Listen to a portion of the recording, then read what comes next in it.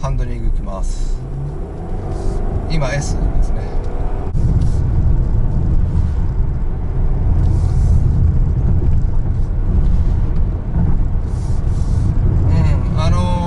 ハンドリングはねいいですよ。SO よりもいい。コーナー進入時にSO でこうピッチングが出てましたが、これだとねもうほとんど出ない。いい動きする。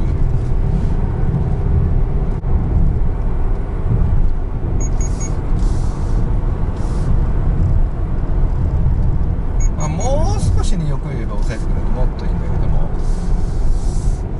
今スポーツで、走って、コーナリングしてね、安定してて、いいですね。進入も安定して、ピッチングもすごく小さく抑えられてる。ピッチングがねほとんどないと感じるぐらいまでやってもらうともう最高になりますね。でもすごくいい線までまとめてくれたと思いますね。こうステリングもね S だと遊びが少なくなって、こうショーダーでもねしっかりインフォメーションが受けずに、反応手応えがずっとあります。今後ともこれぐらいの感覚がいいのになと、私的には思います。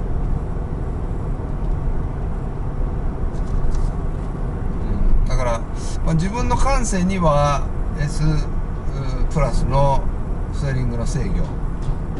が一番こう運転するにあたり情報量もしっかりあって微小打もしっかり効いて、運転しやすい、コントロールしやすい、そういう風に感じます。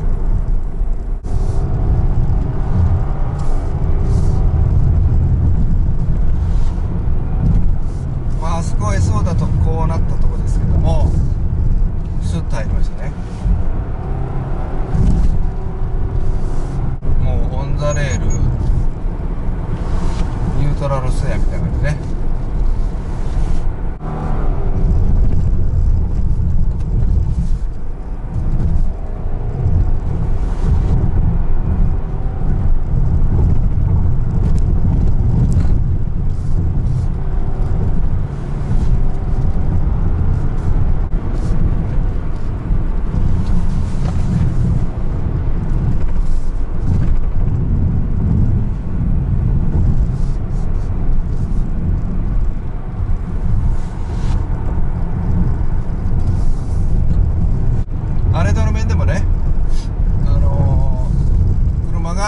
挙動を乱さずに安定して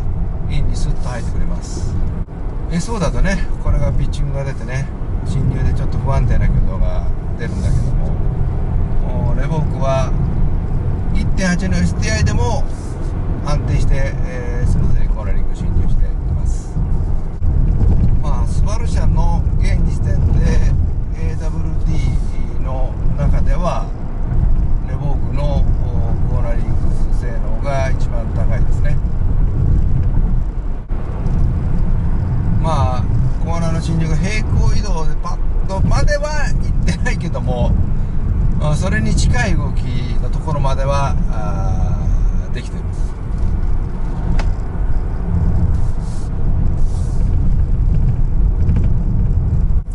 今インディビジュアルでパワーユニットを S、 ステアリングをスポーツ、サスペンションコンフォート、 AWD をスポーツで走ってます。いやなかなか思った通りこの仕様いいですね。やっぱステアフィールがねコンフォートの丸よりもいい分なんか上質になった感じですよね、車が。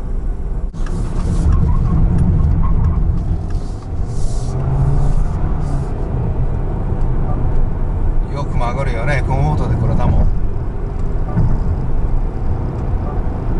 トルクベクタリングをうまい側に効かしてて本当に絶妙ね完成されてるトルクベクタリングがスバルはもうインディビジュアルでの私のおすすめの設定はこれですね。パワーユニット S、I でもいいと思うけど、普段乗りだったらスリングはスポーツにしてサスペンションコンフォートで、 AWD はスポーツ制御がおすすめです。ブレーキいきます。スバル車全体的にブレーキはいいと言えると思います。多少大燃焼内の部分はありますが、車種によってね、基本的には安定して、ブレーキはいいです。なのでこのレボーグのブレーキも剛性感は十分足りている。贅沢やカチッとした感じが欲しいけど、コントロールがしにくくなるような剛性が足りないようなブレーキじゃない。ストレスなコントロールができて、踏めば踏むだけ、効く、そこら辺のブレーキパッドチューニングもしっかりできてる。制動力もねいいですよね。ただ、これ日本製全体としているんだけども、もうちょっとブレーキのキャパシティを上げてほしいなと、車重に対して。これも余裕がない、コストの絡みがあるにしてもね、だからもうちょっともう本当に安心安全の一丁目一パンチですからね。なので自動ブレーキの進歩が著しい中で、基本のブレーキ性能、制動力の高さ、コントロールの高さ、こういったところがないと、電子制御で自動ブレーキしてもやっぱブレーキ性能が悪いと制動距離が短くならなくてね、ぶつからなくてもいいものがぶつかるということになってくるんで、ブレーキの基本性能をしっかり高めて、キャパシティをやっぱりもう少し余裕を持たせると。でハイパー車はもう絶対ベルトさせない、本当に容量の大きなキャリパーも含めてね、ものを使ってほしいなと思いますね。まとめますと、このレボーグ 1.8 STI、装具性能がね非常に高い車です。ハンドリング、ボディゴース、エンジン、ブレーキ、そしてスペースユーティリティ、ね、コンパクトなボディで、荷物もたくさん積める。そして、ワインディング走ってもトレーニングペースで走っても、気持ちいいハンドリングをしている。で雨の日の高速でも AWD で、スタビリティが高い。